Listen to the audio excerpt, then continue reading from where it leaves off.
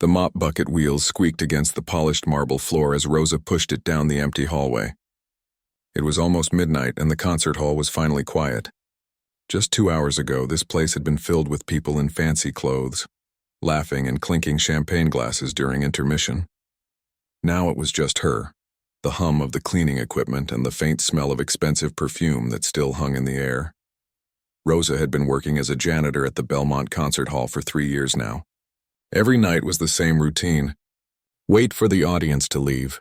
Wait for the musicians to pack up. Wait for the staff to lock up the front offices.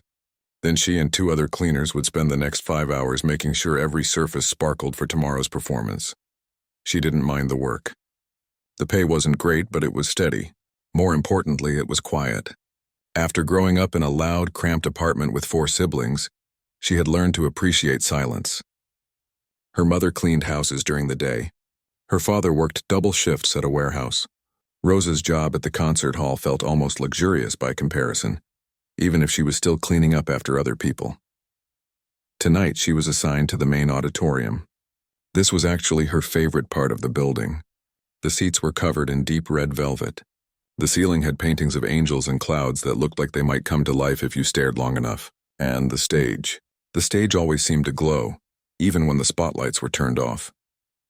Rosa started with the aisles, picking up forgotten programs and the occasional dropped earring or crumpled tissue. Rich people were messy in their own particular way. They didn't leave fast food wrappers or soda cans. Instead, she found things like silk scarves, gold-plated pens, and once, an entire string of pearls that someone hadn't even called to ask about. As she worked her way toward the stage, she found herself humming. It was something she'd started doing about 2 years ago, after a night that had changed everything for her. She'd been cleaning this same auditorium when she heard something that made her stop mid-sweep and just listen. Back then, she'd assumed everyone had left, but a woman had stayed behind on the stage practicing. Rosa had ducked behind a row of seats, afraid of getting in trouble for still being there. But then the woman started singing, and Rosa forgot about being scared. She'd never heard anything like it. The woman's voice filled the entire space, rising and falling like waves. Rosa didn't understand the words because they were in a different language, but somehow that didn't matter. The sound itself told a story. It spoke about longing, about loving someone so much it hurt, about dreams that felt impossible. When the woman finally finished and left, Rosa had stood there in the dark for a long time, her heart pounding. Something had cracked open inside her chest. She felt like she'd been sleepwalking through her whole life and had just woken up.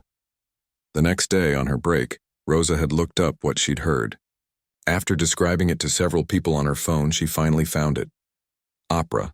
The woman had been singing opera. The specific song was in Italian, about a daughter begging her father to let her marry the man she loved. Rosa became obsessed. During her lunch breaks, she watched videos on her phone with cheap earbuds. She learned that opera wasn't just one thing. There were different styles, different languages, different time periods. There was dramatic opera and funny opera and opera that made you want to cry even though you couldn't understand a single word. She started staying after her shift ended, sitting in the back row of the auditorium during rehearsals. The musicians never noticed her. They were too focused on their work. Rosa watched everything: how the singers stood, how they breathed, how they seemed to pull the sound from somewhere deep in their bodies. Then very quietly, she started trying it herself. At first, only in her apartment bathroom with the shower running so her roommate couldn't hear. She sounded terrible. Her voice cracked and wavered, but she kept trying. She found free vocal exercises online and practiced them while taking the bus to work. After a few months, she got brave enough to sing in the empty concert hall late at night, after she'd finished cleaning. The acoustics were incredible. Her voice, even untrained and shaky, sounded bigger somehow, more real. Her family didn't know about any of this. How could she tell them? Her mother was already worried that Rosa, at 28, wasn't married and didn't have a real career. Her older brother had a job at the post office with benefits. Her younger sister was in nursing school. Rosa was the one who'd never quite figured out her path, who was still cleaning floors while everyone else moved forward. If she told them she was teaching herself opera singing, they'd think she'd lost her mind. Opera was for rich people. Opera was for people who'd studied music since they were children, who had parents who could afford private lessons and fancy schools. Opera wasn't for girls from the South Side who'd barely graduated high school because they'd been working part-time to help with rent. Her mother's voice echoed in her head whenever she thought about it. Be realistic, mija. Stop dreaming and focus on what's in front of you. But Rosa couldn't stop. Over the past 2 years, her secret singing had become the most important part of her life. She thought about it during the day. She practiced in her head while mopping floors, going through scales and breathing exercises. She'd learned dozens of arias by listening to them hundreds of times, memorizing every note even though she often didn't know what the words meant. Tonight, as she pushed her cleaning cart onto the stage, she looked out at the empty seats. Tomorrow night, a famous soprano from Europe would stand right here and perform for hundreds of people who'd paid $100 or more per ticket.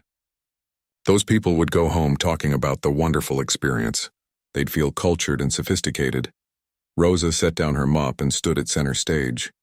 The auditorium was completely empty. The lights were dim. She closed her eyes and imagined what it would feel like to stand here with the spotlights on, with an audience waiting to hear her voice. Then she began to sing. Softly at first, then louder. It was the same aria she'd heard that first night, the one about the daughter and her father.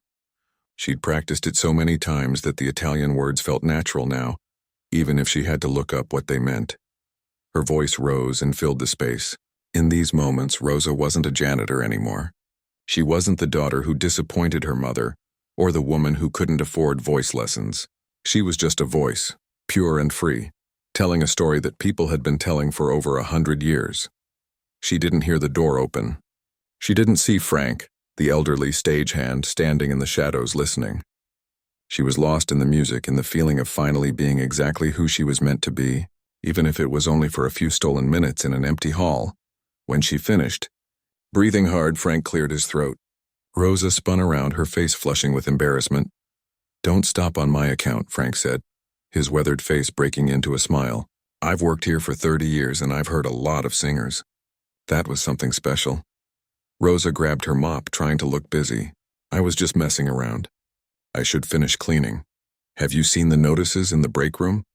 Frank asked, walking closer. They're doing that open audition thing again.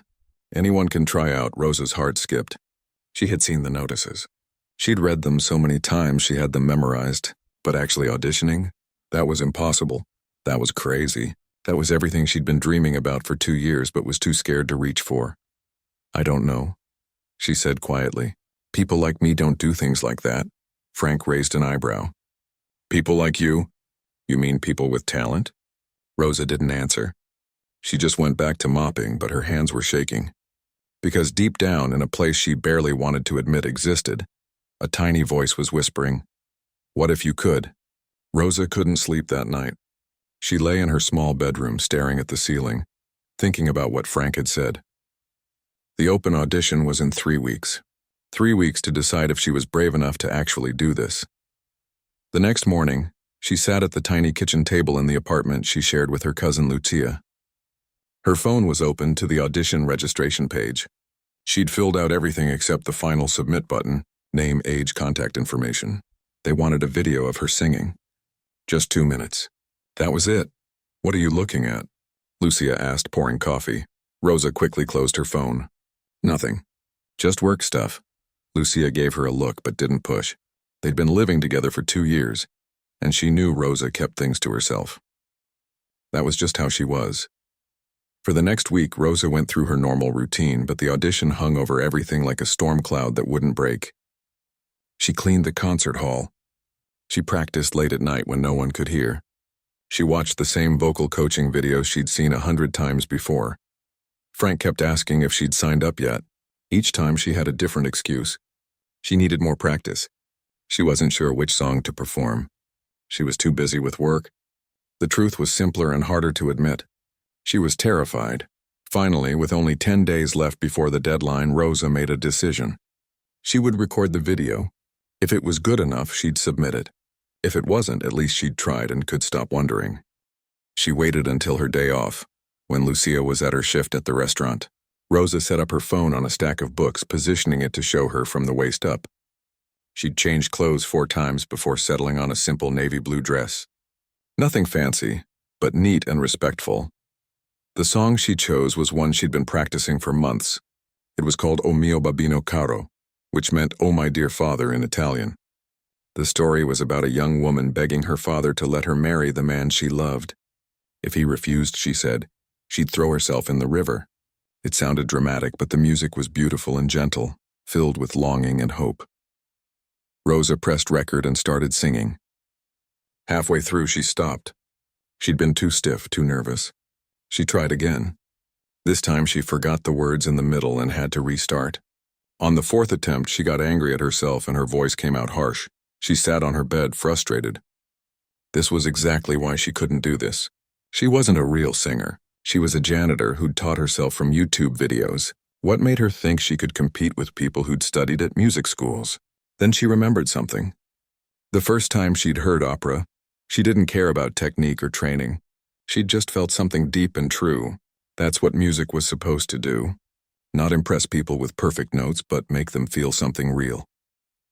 Rosa stood up, smoothed her dress, and pressed record one more time. This time she didn't think about her technique or whether her breathing was correct. She thought about her grandmother, who'd passed away 3 years ago. Her grandmother had worked her whole life cleaning other people's homes, just like Rosa's mother did now. She'd never learned to read, but she could sing every old Mexican folk song by heart. Rosa sang, and this time the emotion was real. She thought about all the women in her family who'd worked so hard and dreamed so quietly. She thought about being 12 years old and hearing her grandmother say that Rosa could be anything she wanted, even when nobody else believed it. When she finished, she was crying. Not sobbing, just quiet tears running down her face. She stopped the recording and played it back, almost afraid to watch. It wasn't perfect. Her voice wavered in one spot. The audio quality from her phone wasn't great. But there was something there, something honest that made even her own heart ache a little. Before she could talk herself out of it, Rosa uploaded the video and hit submit. Her hand was shaking so badly she almost dropped her phone. It was done. She'd actually done it. The confirmation email said she'd hear back in 2 weeks if she was selected for the live preliminary auditions. 2 weeks of waiting and wondering and probably regretting this entire thing. Rosa told no one. Not Lucia, not her mother, definitely not her siblings. She went to work, came home, and tried not to check her email every 5 minutes. Frank could tell something had changed, though. "You submitted it, didn't you?" he asked one night while they were both taking a break. Rosa nodded. "Good," he said simply, and went back to work. 12 days after she submitted her video, Rosa was mopping the lobby when her phone buzzed. It was an email from the Belmont Concert Hall Auditions Committee. Her heart stopped. This was it. The rejection. The confirmation that she'd been right to be scared. She couldn't open it. Not here, not now. She finished her shift in a daze, barely aware of what she was cleaning. When she finally got home at 2 in the morning, Lucia was asleep. Rosa sat on her bed, stared at her phone, and finally opened the email. "Congratulations. You have been selected as one of 200 applicants invited to audition in person." Rosa read it 3 times before it felt real. They wanted her to come audition, in person, at the concert hall where she worked. In 10 days, she wanted to scream or laugh or tell someone, but it was the middle of the night. So she just sat there holding her phone, feeling like her entire life had just shifted in a direction she couldn't quite see yet. The next 10 days were chaos. Rosa had to request time off for the audition, which meant making up an excuse to her supervisor about a doctor's appointment. She practiced every spare moment, but now she was second-guessing everything. Was her song choice too common? Should she try something more impressive? She looked up videos of opera auditions online and immediately regretted it. Everyone looked so polished, so professional. They had perfect posture and expensive clothes and accompanists playing piano for them. Rosa had her phone and a Bluetooth speaker. The night before the audition, her mother called. "Lucia says you've been acting strange. Is everything okay?" "Everything's fine, Mama, just tired from work." "You're still at that concert hall?" "Rosa, when are you going to look for something better? Your cousin's boyfriend knows someone at the hospital. They need people in the cafeteria. Better hours, better pay." Rosa closed her eyes. "Maybe, Mama. I'll think about it." After she hung up, she sat in the dark for a long time. Tomorrow she would walk into that building where she'd cleaned toilets and mopped floors for 3 years. She'd stand on that stage in front of judges who probably expected nothing from her. She'd open her mouth and sing, and they would either hear something real or they wouldn't. The smart thing would be to call in sick, forget this whole thing, apply for that cafeteria job. The safe thing would be to accept that some dreams were meant to stay dreams. But Rosa thought about her grandmother's rough hands and strong voice. She thought about those late nights singing alone in an empty auditorium. She thought about Frank's weathered face saying, that was something special. She set her alarm for 6 in the morning. She laid out the same navy blue dress. She charged her phone and her Bluetooth speaker. And even though her hands were shaking and her stomach was twisted in knots, she knew she was going to show up. Sometimes being brave doesn't mean you're not scared. Sometimes it just means you're scared and you do it anyway. Tomorrow, Rosa would find out if that was enough. Rosa arrived at the concert hall 2 hours early. She'd barely slept and her stomach felt like it was full of rocks. The building looked different during the day. Sunlight streamed through the tall windows, and well-dressed people walked past with expensive coffee cups and leather bags. This was a world she cleaned but had never belonged to. She found the registration table and gave her name. The young woman checking people in had perfect makeup and a bright smile that didn't quite reach her eyes. Rosa Delgado? Yes, here you are. You'll be in group 7. That's this afternoon around 2 o'clock. The waiting area is through those doors. Rosa walked into a large rehearsal room that had been set up with chairs and tables. There were already about 50 people there, even though it was only 9 in the morning. She found a seat in the back corner and tried to make herself invisible. Everyone else seemed to know what they were doing. Groups of people chatted together, clearly friends from the same music schools. Others were doing vocal warm-ups, making strange sounds that Rosa had only heard in YouTube videos. Some had thick binders of sheet music.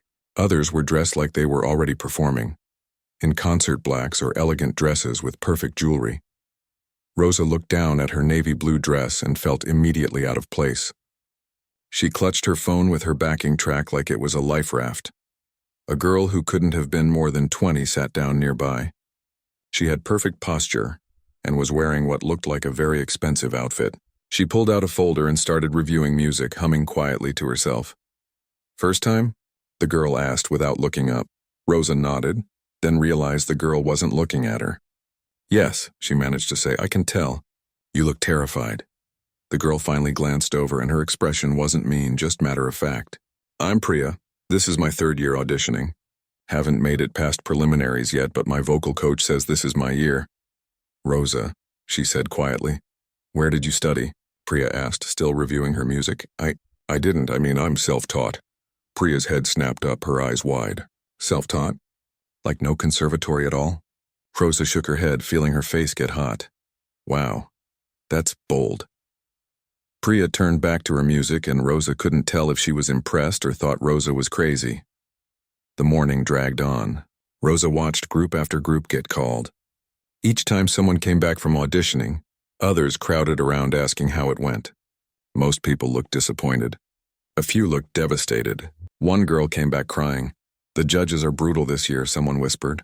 Especially Sebastian Locke. He's already made 3 people cry, and it's not even noon. Rosa's stomach twisted tighter. She'd read about Sebastian Locke online. He was one of the most respected and feared opera critics in the country.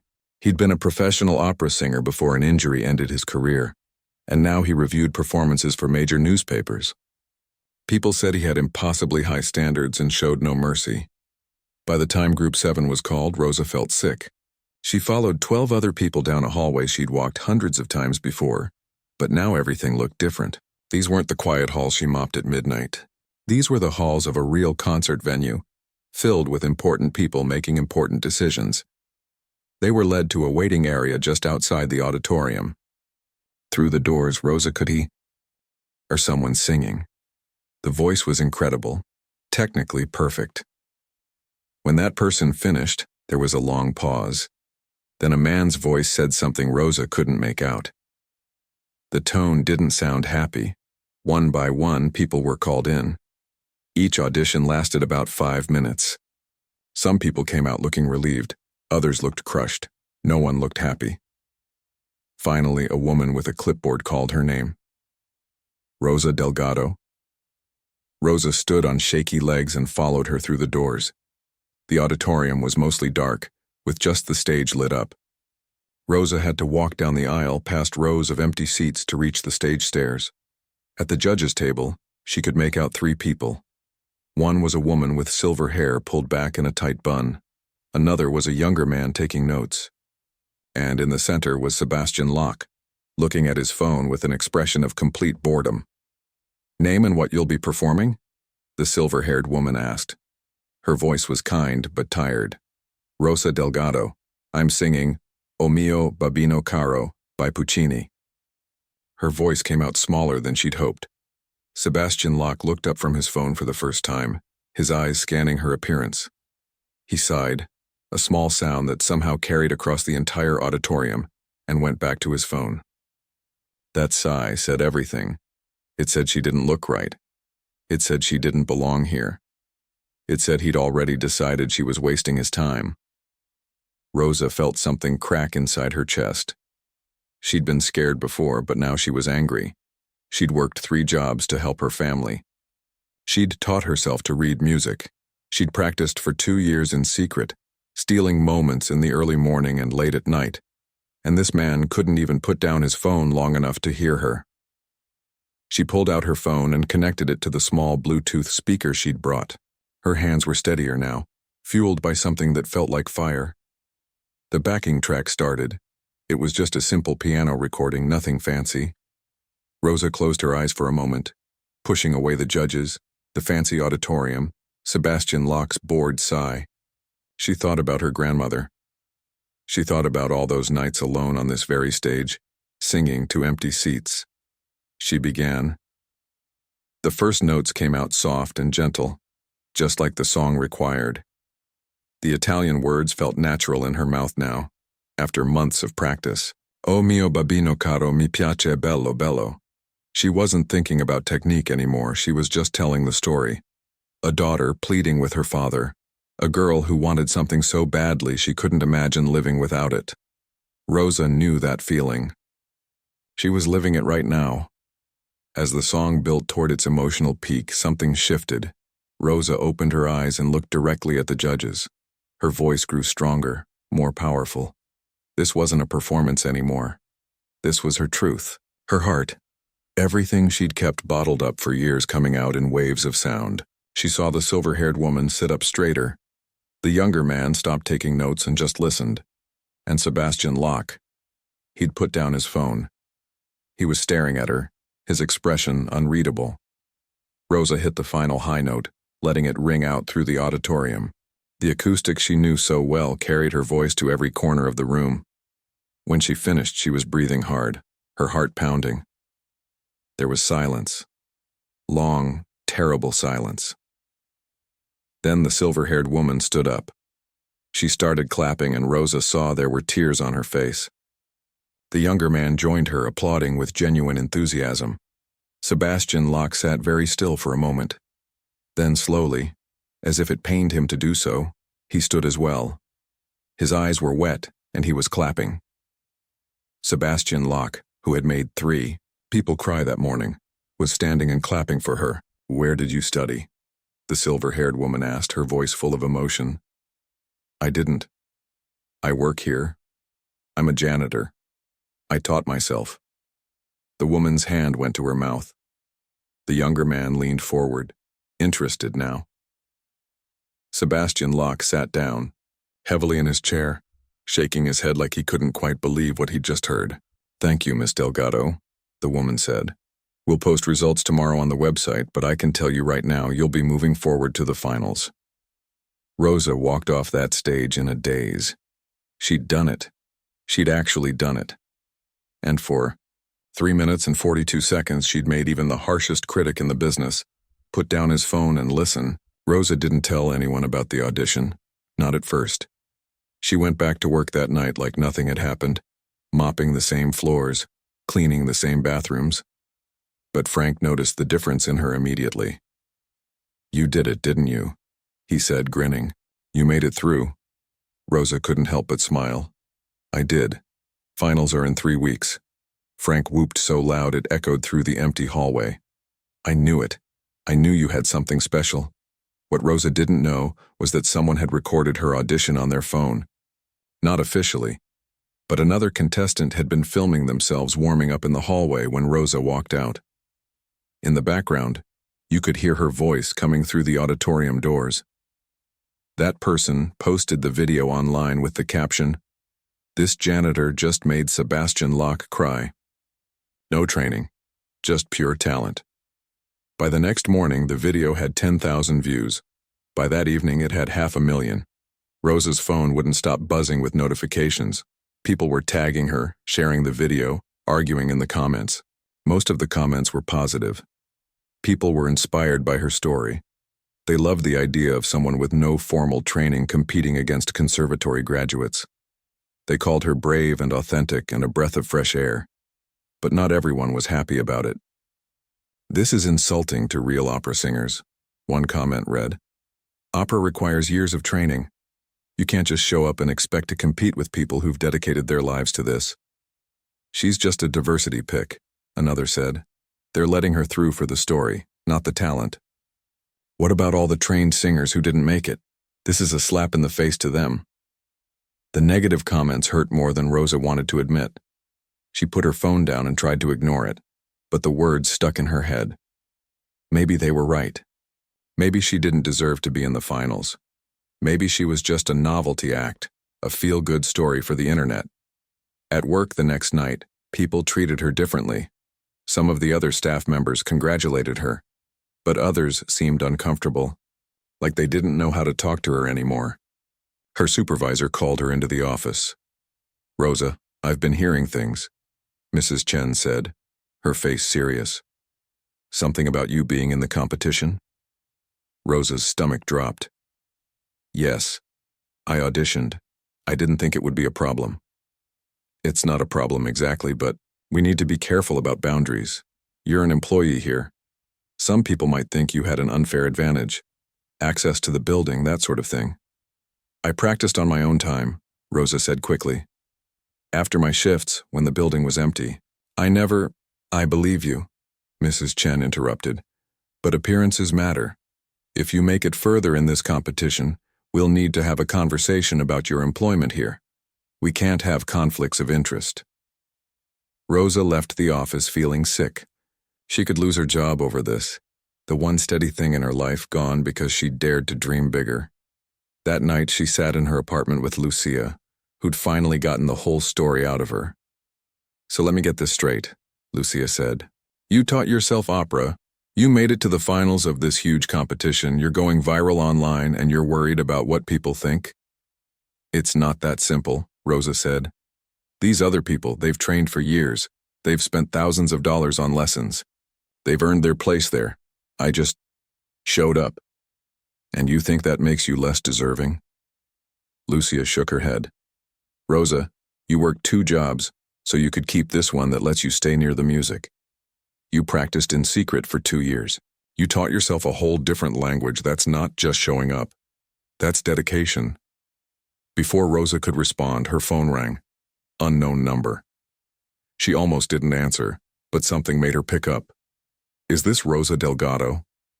A woman's voice, older, with a slight accent. "Yes? This is Dr. Helena Richter. I'm one of the judges from your audition. I hope you don't mind. I got your number from the registration forms." Rosa's heart started pounding. "No, of course not. Is everything okay?" "More than okay. I wanted to reach out personally. Your performance yesterday. It reminded me why I fell in love with music in the first place. I'd like to offer you some coaching before the finals. Free of charge." Rosa couldn't speak for a moment.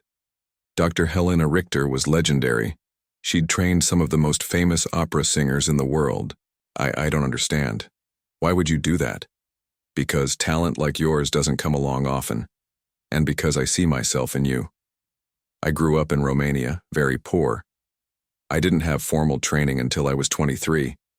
People said I was too old, too rough around the edges. But someone took a chance on me and it changed my life. Consider this me paying that forward." They scheduled their first session for 2 days later. When Rosa showed up at Dr. Richter's studio, she felt like she was in a dream. The room was filled with photographs of famous singers, awards and posters from productions all over the world. Dr. Richter was in her 70s, with sharp eyes and a warm smile. "Let me hear you," she said simply. Rosa sang the same aria from her audition. When she finished, Dr. Richter nodded slowly. "You have something very rare, an authentic emotional connection to the music. No amount of training can teach that. But," she held up a finger, "there are technical things we can improve that will make you even stronger. Your breathing, your posture, your placement. These aren't about changing who you are. They're about giving you better tools to express what's already inside you." Over the next 2 weeks, Rosa went to Dr. Richter's studio every day after work. She learned breathing exercises that made her voice stronger and more controlled. She learned how to stand so her body supported her sound. She worked on the German piece she'd chosen for the finals, a challenging aria that pushed her to her limits. But the internet storm kept growing. Entertainment websites picked up her story.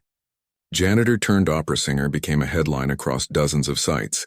Someone dug up her social media and found old photos of her working at her previous jobs. Her mother called, confused and worried. "Rosa, your cousin in Texas sent me some article about you. What's going on? Why didn't you tell me?" Rosa tried to explain, but her mother's voice got tighter and tighter. "This is crazy, mija. You could lose your job. You could embarrass yourself in front of thousands of people. Why are you doing this?" "Because I love it, Mama. Because for the first time in my life, I feel like I'm doing what I'm supposed to be doing." There was a long silence on the other end. Finally, her mother said, "Your grandmother always said you were special. I thought she just meant you were different. Maybe she meant something else." The week before the finals, a famous opera singer named Victoria Park gave an interview to a classical music magazine. She was also competing in the finals, a graduate of Juilliard with perfect credentials. "I think it's wonderful that the competition is open to everyone," she said carefully, "but we have to be realistic. Opera is an art form that requires serious study. While Miss Delgado's story is inspiring, I'm not sure it's fair to the singers who've dedicated years to proper training. This isn't a game show. It's serious artistic work." The interviewer posted it online, and suddenly Rosa was at the center of a debate. Was she an inspiration or an insult? Did she represent hope, or did she represent the dumbing down of high art? Rosa stopped reading the comments. She stopped checking social media. She focused on the work with Dr. Richter, on learning everything she could in the little time she had left. On the last day before the finals, Dr. Richter sat down with her for tea. "You're going to face criticism no matter what happens," she said. "If you do well, people will say it's luck or sympathy. If you don't do well, they'll say you never belonged there in the first place. But here's what I learned a long time ago. You can't control what people think. You can only control what you give them. So give them everything. Sing like your life depends on it. Show them that greatness can come from anywhere." Rosa nodded, clutching her teacup. Tomorrow night, she would stand on that stage in front of hundreds of people. The performance would be broadcast online. Thousands, maybe millions, would watch. Some wanted her to succeed. Others wanted her to fail. But for the first time, Rosa realized she wasn't doing this for any of them. She was doing it for the scared girl who'd hidden in the back of the auditorium 2 years ago, listening to someone else's dream. She was doing it for every person who'd been told they didn't belong, that they should be realistic, that some doors were meant to stay closed. Tomorrow, she would walk through that door and sing. And whatever happened after that, at least she would know she'd been brave enough to try. The night of the finals, Rosa arrived at the concert hall 3 hours early. The building was buzzing with activity.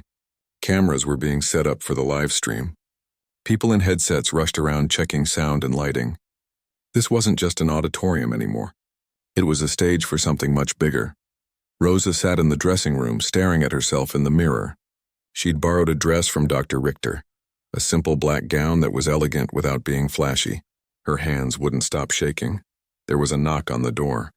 5 finalists to the stage for soundcheck. Rosa walked through the backstage area, past crew members adjusting equipment. When she stepped onto the stage, the auditorium was empty except for technical staff. But even empty, it felt different. The lights were brighter. The space felt bigger. This was real. The other 4 finalists were already there. Victoria Park stood with perfect posture in a designer gown, looking completely calm. The others looked nervous but prepared, like athletes before a big game. Rosa felt like an imposter in borrowed clothes. They each took turns doing quick sound checks. When Rosa sang a few bars, the sound engineer gave her a thumbs up. Great voice, he said casually, like it was no big deal. Like she belonged here. Back in the dressing room, Rosa tried to calm her breathing. She pulled out her phone and saw messages from Lucia, from Frank, from Dr. Richter. But there was one message that made her stop. It was from her mother. Your father and I are in the audience. Row M, seats 12 and 13. Your grandmother would be proud. I am too, no matter what happens tonight. Rosa's eyes filled with tears. She quickly wiped them away, careful not to ruin her makeup. Her parents were here. Her mother, who'd wanted her to be realistic and practical, had come to watch her sing. The stage manager knocked again. 30 minutes to curtain. The format was simple. Each finalist would perform 2 pieces. After all 5 had performed, the judges would deliberate. Then the winner would be announced live, right there on stage. The winner would get a solo performance at the Spring Gala, a cash prize and mentorship from Dr. Richter for a full year. But Rosa knew she'd already won something more valuable. She'd proven to herself that she could stand here at all. The audience began filing in. Rosa watched from backstage on a monitor. The auditorium filled with hundreds of people. She spotted her parents, her mother clutching her father's hand. She saw Frank in the upper balcony, probably his first time sitting in the audience rather than working behind the scenes. The lights dimmed. The host, a well-known classical music radio personality, walked onto the stage with a microphone. He explained the format, introduced the judges, and built up the excitement. Rosa could hear the energy in the crowd. Our first finalist, he announced. Studying at the Manhattan School of Music, please welcome Christopher Chen. Christopher was excellent, technically perfect, his voice clear and powerful. The audience applauded warmly when he finished. The other finalists performed one by one. Each was impressive in their own way. Years of training showed in every note, every breath, every gesture. When Victoria Park performed, she was flawless. Her voice soared effortlessly through a difficult coloratura piece. The audience loved her. Finally, the host returned to the stage. And our final performer of the evening has a story that has captured hearts around the world. A self-taught singer who works right here at this concert hall, please welcome Rosa Delgado. The applause was different for her, louder, more emotional. Rosa walked onto the stage and the lights were so bright she could barely see the audience. But she knew they were there. She knew her parents were watching. She knew thousands of people were watching online. She'd chosen to perform the same German aria she'd been practicing with Dr. Richter. It was called Morgen, which meant tomorrow in English. The song was about hope, about believing in a beautiful future even when the present was uncertain. The piano accompanist began. Rosa took a breath the way Dr. Richter had taught her, pulling the air deep into her body. And then she sang. The first phrases came out steady and clear. The German words felt natural now after weeks of practice. But more than technique, she let herself feel the music. She thought about all the tomorrows she'd dreamed about while mopping these floors. All the tomorrows that had seemed impossible. As the song built, her voice grew stronger. She wasn't thinking about the judges or the cameras or the people who said she didn't belong. She was just singing, letting every emotion flow through her voice. Hope, fear, determination, joy, all of it poured out in waves of sound. When she finished the first piece, the applause was thunderous. She took a moment to breathe, to center herself before beginning her second piece. For her final performance, Rosa had made a bold choice. Instead of another classical aria, she was performing a traditional Mexican folk song that her grandmother used to sing. But she'd arranged it in an operatic style, with Dr. Richter's help. No one had ever heard this song performed this way before. Some people might call it risky. Some might say it wasn't appropriate for an opera competition. But Rosa didn't care anymore. This was who she was. A girl who loved Puccini, and also loved the songs her grandmother had taught her. She didn't have to choose between those two worlds. She could honor both. She began to sing in Spanish, her voice wrapping around the familiar melody in a new way. The song was about a woman working in the fields, singing to make the hard labor bearable, dreaming of a better life for her children. Rosa's grandmother had lived that song. Her mother had lived it too, in a different way. As Rosa sang, she saw her mother in the audience stand up. Then her father. Then Frank. Then more people rising to their feet while she was still performing. By the time she reached the final verse, half the audience was standing, many of them crying. Rosa held the last note, letting it ring out through the auditorium. The note her grandmother used to hum while cooking, the note that had traveled across generations, was now filling this grand concert hall. When the note finally faded, there was a moment of complete silence. Then the audience erupted. Everyone was on their feet now, applauding, cheering. Rosa looked at the judges' table. Dr. Richter was crying openly. Sebastian Locke, the harsh critic who'd sighed when she first walked on stage weeks ago, was standing and clapping with his hands over his head. After all 5 finalists had performed, they were called back to the stage. Rosa stood there with the others, holding hands, waiting. The judges had left to deliberate. The wait felt endless. Finally, they returned. The host took the microphone. The judges have asked me to say that this was one of the most difficult decisions they've ever had to make. Every finalist tonight showed exceptional talent and dedication. Rosa's heart was pounding so hard she thought everyone could hear it. The judges have decided to award first place, along with the solo performance and year of mentorship, to Victoria Park. The audience applauded. Victoria stepped forward, gracious and poised. She deserved it. She'd been technically perfect, and she'd worked for years to get here. Rosa felt a strange mix of disappointment and relief. She'd done it. She'd stood on this stage and sang her heart out. That was enough, but the host wasn't finished. The judges have also created a special recognition tonight. They're awarding a new position, community artist in residence here at Belmont Concert Hall. This person will perform regularly and help create programs to bring classical music to communities that don't usually have access to it.